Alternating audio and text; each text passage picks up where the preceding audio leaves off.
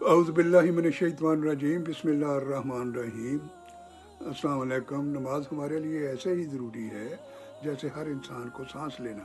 अल्लाह ताला हमें सजदों की नेमत से आशना करे। मैंने सूरह सबा शुरू की हुई है, अब उसका तकरीबन आखिर तक मैं पहुंच गया हूं। अब मैं जो है आयत नंबर 38 से शुरू करूंगा। और वो लोग जो कोशिश कर रहे हैं हमारी आयात को नाकाम करने में, वो ही अजाब में हाजिर किए जाएंगे। आयत 39। ए नबी सल्लल्लाहु अलैहि वसल्लम, आप कहिए कि यकीनन मेरा रब कुशादा रिज़्क देता है जिसे चाहता है अपने बंदों में से, और जिसे चाहता है उसके लिए तंग कर देता है। जो कुछ भी तुम खर्च करते हो तो वो उसे लौटा देता है, वो बेहतरीन रिज़्क देने वाला है। आयत नंबर 40। और जिस दिन वो जमा कर सकेगा सब को, फिर फरिश्तों से फरमाएगा, क्या ये लोग तुम्हें पूजा करते थे? आयत नंबर 44। वो कहेंगे, तू पाक है, तू हमारा वली है, इनके सिवा बल्कि ये लोग जन्नात की इबादत किया करते थे, उनकी अक्सरियत उन पर ही ईमान रखती थी। आयत नंबर 42। तो आज के दिन तुम में से किसी दूसरे के लिए कुछ इख्तियार नहीं, ना कोई नफ़ा रखता है ना नुकसान। और हम कहेंगे इन जालिमों से कि अब चको उस आग के अजाब का मज़ा जिसे तुम जुठलाया करते थे। आयत नंबर 43।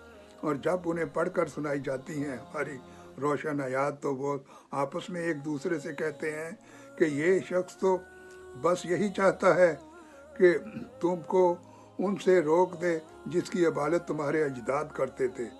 और वो ये भी कहते हैं कि ये कुछ भी नहीं मगर एक गढ़ा हुआ झूठ, और इन काफरों ने हक के बारे में जबकि उन पास आ गया है कहा कि ये कुछ भी नहीं मगर एक खुला हुआ जादू। आयत नंबर 44। और हमने उन्हें कोई ऐसी किताब नहीं दी जिन्हें वो पढ़ते हों, और ना ही हमने आप सल्लल्लाहु अलैहि वसल्लम से पहले उनकी तरफ कोई खबरदार करने वाला भेजा था। तफसीर ये है कि हज़रत इस्माईल अलैहिस्सलाम और नबी सल्लल्लाहु अलैहि वसल्लम के दरमियान 3000 का साल का अरसा गुजर गया। इस अरसा के दौरान बनु इस्माइल के यहाँ कोई नबी या रसूल नहीं आया।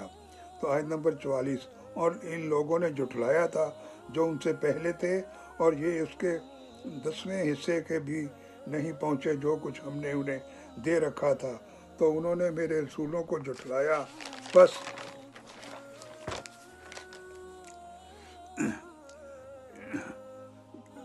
उनके लिए मेरी पकड़ है। तफसीर। मगर कौम आद की जो शान व शौकत हुई थी और अपने इलाका में फैला उनका रोब दबदबा था, कुरैश मक्का तो उसका अशर व शीज भी हासिल नहीं। तो आयत नंबर 46।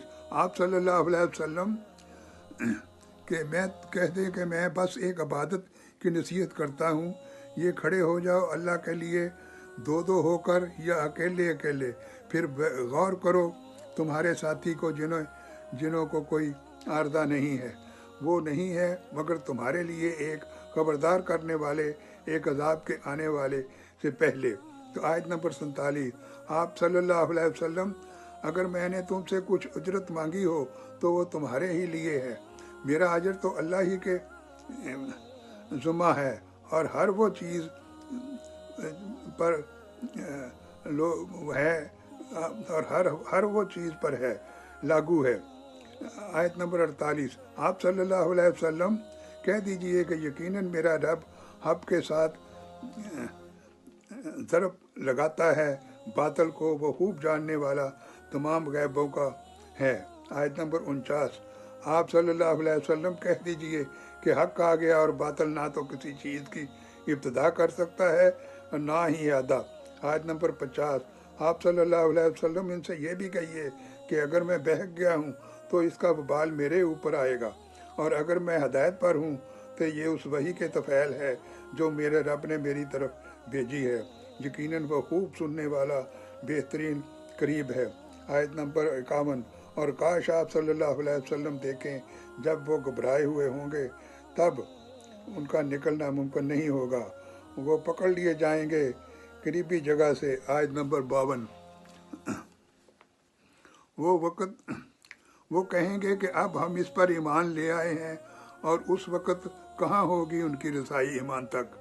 इतनी दूर की जगह से। आयत नंबर 53। और पहले तो उन्होंने उसका कुफ्र किया था और वो बिल्कुल अटल तीर तुक्के चलाते रहे हैं। देखिए दूर की जगह से। आयत नंबर 54 54। और आड़ कर दी जाएगी उनके और उनके मनपसंद चीज़ों के मबैन, जैसा कि पहले उन जैसा तरते अमल इख्तियार करने वाले लोगों के साथ किया गया था, और वो लोग भी ऐसे ही इज़्तिराब वाले शक में पड़े रहे थे। तो फिर ये है कि यहाँ पर आके ये सूरह सबा ख़त्म होती है, और मेरी ये गुजारिश है कि ये कुरान पाक है, इसको सुना करें। ये अगर आप मसरूफ़ हैं, मोबाइल को ऑन करके साइड में रख दें, सुनना तो कानों से है, और अपना काम भी करते रहें। 5-6 मिनट का प्रोग्राम होता है हफ्ते में एक दफ़ा। तो अगर आप 5-6 मिनट भी कुरान सुनने के लिए नहीं निकाल सकते तो फिर हम कैसे मुसलमान कहलाएंगे। तो मैं आपसे गुजारिश करूँगा कि इसको सुना ज़रूर करें, आपकी मेहरबानी है, क्योंकि कुरान पाक का सुनना जो है वो सवाब है।